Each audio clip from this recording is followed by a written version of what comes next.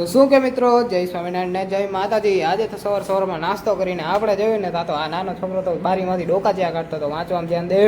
અને પછી આપણે કોલેજ જઈને જોયું ને, કોલેજ જઈને તો કેનિલભાઈ ને નીલભાઈ ક્રિકેટ રમવા માંડ્યા હતા. પાછું નવું ક્રિકેટો, બેટિંગ વાળાને જ તો બોલ લેવા જવાનું ભાઈ, નવું લાયા હો પાછું. અને પછી આપણે ભરી લીધો તો લેક્ચર, અને લેક્ચર પછી તો કેનિલભાઈના તો ક્લાસના મોટા વહીવટ ચાલુ હતા, પૈસા ગંડા હતા. અને પછી છે ને આપણે ગયા ને તો બહાર તો મસ્ત પોર્શ એરિયામાં મોટી મોટી મસ્ત ગાડી નીકળતી હતી.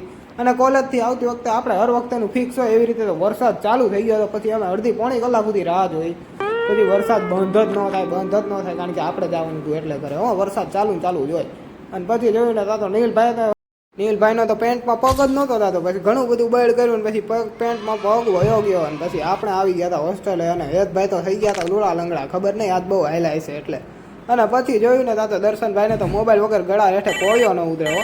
અને પછી નીરવભાઈએ તો જમી લીધું તું બધા કરતા પહેલા, બહુ સ્પીડ હો પાછું તમારે. પાછું બોગીભાઈને તો એવું, પાછા મોબાઈલમાં તો મતતા તો જમતા હતા. અને પાછું જોયું તો આપણો વ્લોગ જ જોતા હતા, અમને આમ સપોર્ટ કરતા રહેજો હો ને બોગીભાઈ.